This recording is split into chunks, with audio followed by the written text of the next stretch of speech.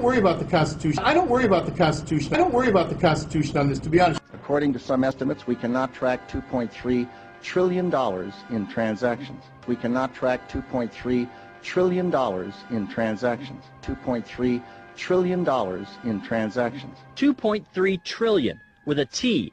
That's $8,000 for every man, woman, and child in America. What did Iraq have to do with what? The attack on the World Trade Center. Nothing. What did Iraq have to do with what? The attack on the World Trade Center. Nothing. Nothing. Nothing. Nothing. You said in your announcement, we must defeat Al-Qaeda. Right. This has really now become your war, hasn't it? I think it's America's war. I think it's America's war. It's America's war.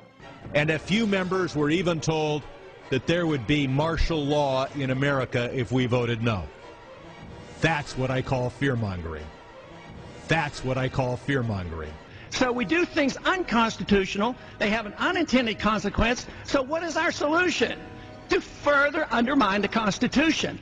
The line should be drawn in the sand. The line should be drawn in the sand. That's what's happening now with the states declaring sovereignty, the people waking up. We're in the process of being reasonable. This foundation, with the assistance of tens of thousands of people across the country for 10 years, we have established a solid record of petitioning, identifying with facts these violations of all of these provisions of the Constitution, whether it's the war powers clauses, the money clauses, the tax clauses, the privacy clauses, and so forth. And we have petitioned the government under the First Amendment, last 10 words, the petition clause, the accountability clause. The founders put those 10 words there, knowing that this day would come, knowing that people in government will have a natural tendency to step outside the boundaries that we, the people, have drawn around their power. And so they have given us, right there in the document, the last 10 words is the accountability clause, the right to petition for redress of grievances, and under those the meaning of those last 10 words is if we have some evidence that government has violated the Constitution, we can call them on it. We can petition for a remedy. They are obligated to respond. If they do not respond, then we have a government that, in effect, has turned its back on the Constitution. We've called them on it, the servant government. They refuse to respond. Then we have the right to withdraw our money and our resources and our support from that government. But of course, as individuals and small groups, you can't prevail. So we need a mass movement. The solution here is to have a continental Congress, as they did. They decided, all right, look, we're going to get together in Philadelphia. We're going to talk about these grievances and settle on some course of action. The Constitution does, as you know, it doesn't defend itself. It just lies on your desk. The government isn't going to defend it. The Constitution is going to be defended only if the people defend it. When the people are up against unjust and uncivil government and laws, and they are entitled to reform, as we are, they'll get it only if they follow a three-part formula. He said, if you're missing any one of the three parts, you're going to fail. You need to be proactive, nonviolent, and you need a mass movement. You need a critical mass. A Continental Congress is currently underway in St. Charles, Illinois, from November 11th to the 21st. The purpose of this Continental Congress 2009 is to determine a legal and peaceful means to stop the violations of the Constitution of the United States of America and to restore constitutional governance. The Congress had no prescribed outcome, but was left to the delegates to determine during deliberations. Delegates were nominated and elected by state citizens participating in the process. 48 states sent representatives, with the noted exceptions of North Dakota and Oklahoma. This is the first nationally organized gathering not affiliated with a political party to formalize grievances against the government.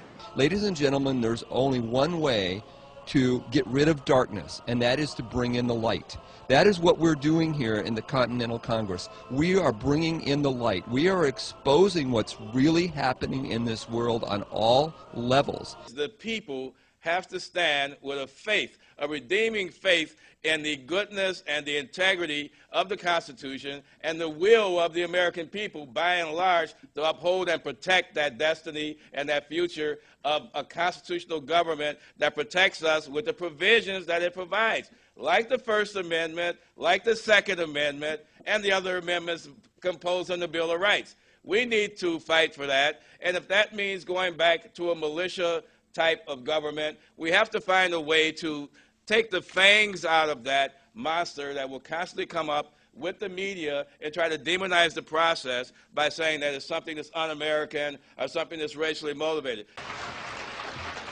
We can bring these issues to the forefront of the mainstream media by having a little courage. I do not want to see fear from the delegates in this body. Come on! The Civic Action Report has been adopted by this committee. What document do the following quotes come from? Any infringement on the liberty and freedom of the people is an act of war. It is the right of the people to meet such force with equal force. This kind of language is only to be found in American history, and history is today. Articles of Freedom, the works of the Continental Congress 2009. Allow me to express some of the finer points of this document. The time has come to cast off tyranny. The federal government now threatens our life, liberty, and property. In defense of freedom and liberty, there shall be no compromise. We, the people, do not consent to supranational bodies such as the corrupt United Nations. We will actively resist any infringement upon our liberty. We reaffirm the right of the people to organize their government by any and all means available. No public official may take any action that results in the surrender of U.S. sovereignty. Repeal all legislation which cannot show U.S. constitutional authority. Refuse to give the federal government absolute control over our children's education. Disobey, when appropriate, any unconstitutional laws. We find the three branches of government to be in violation of the Accountability Clause of the First Amendment. Repeal all federal statutes regulating firearms and ammunition. Repeal any taxation or registration of firearms and ammunition. Abolish the corrupt Department of Homeland Security. Provide for organizing, arming, and disciplining the militia. State laws repugnant to the Second Amendment are null and void. Repeal the so-called Patriot Act. Stop the collection, storing, and dissemination of private information. We, the free people of the United States, are not the enemy. Repeal all laws that collect fingerprints, blood, or DNA upon birth. Prohibit red light cameras and other devices used for gathering information on American citizens. No citizen is required to release their Social Security number. Without private property, no other rights are possible. Repeal all laws that regulate the generation and distribution of energy. Repeal all legislation focused on land use. Repeal all legislation making communal the property of the people. Eliminate all taxes on private property. Leave the regulation, generation, and distribution of energy to the free market. The federal government has failed to respond to the people's petition and has responded with threats, intimidation, and repeated harm. 16th Amendment, the Personal Income Tax Amendment, is null and void, period. Withholding from the paychecks and earnings of the citizens is definitively and conclusively unconstitutional.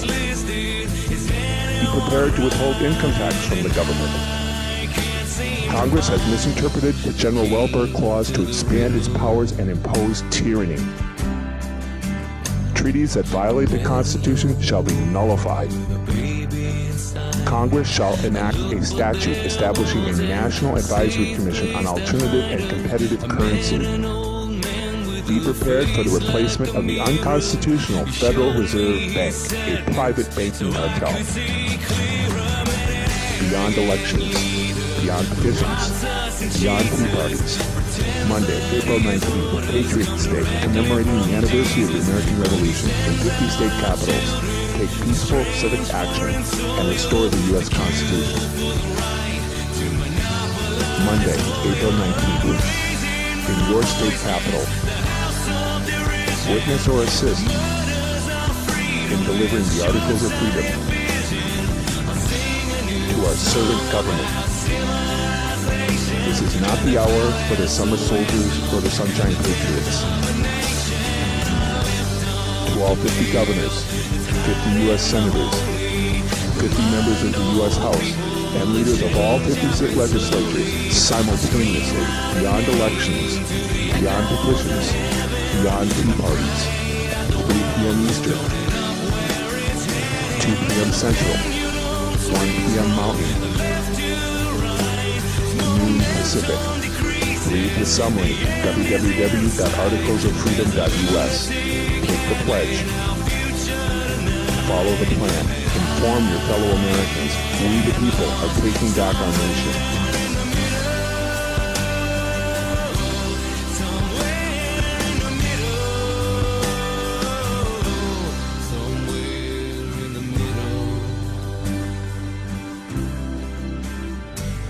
So come on, everybody. Take the next step for our free people. Show up in your state capital Monday, April 19th, and restore the Constitution.